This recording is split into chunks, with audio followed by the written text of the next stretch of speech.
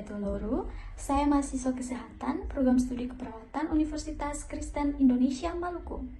Di sini saya akan menjelaskan tentang anatomi fisiologi sistem pernafasan pada manusia. Yang pertama, kita masuk pada pengertian sistem pernafasan manusia.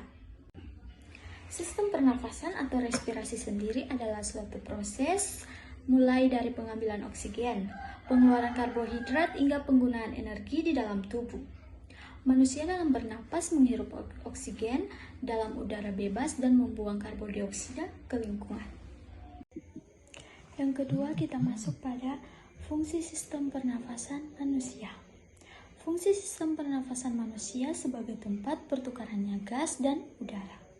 Sistem pernafasan juga bertugas untuk menyaring, melembabkan, dan menghangatkan udara yang dihirup. Ya, yang berikutnya kita masuk pada sistem pernafasan bagian atas. Yang pertama adalah hidung. Hidung adalah organ pertama yang berfungsi dalam sistem pernafasan pada manusia. Organ ini menjadi pintu untuk masuk dan keluarnya udara dalam sistem pernafasan. Di dalam rongga hidung terdapat rambut-rambut halus yang berfungsi untuk menyaring kotoran dari udara yang dihirup. Selain itu, ada juga konka yang berfungsi untuk menghangatkan udara dingin yang masuk ke dalam hidung. Yang kedua, faring. Faring adalah tenggorokan bagian atas yang terletak di belakang mulut dan rongga hidung yang menghubungkan kedua hal tersebut dengan trakea atau batang tenggorokan. Faring berfungsi untuk menyalurkan udara dari hidung ke trakea. Yang ketiga, laring. Laring atau juga dikenal dengan kotak suara yang terletak di bawah persimpangan saluran yang menutup trakea dan kerongkongan. Organ ini memiliki dua pita suara yang akan membuka saat bernafas dan tertutup saat mengeluarkan suara. Berikut ini kita masuk pada sistem pernafasan bagian bawah. Yang pertama, trakea. Organ pernafasan trakea bisa dikenal juga sebagai batang tenggorokan. Organ ini memiliki peran yang penting untuk mengalirkan udara menuju paru-paru.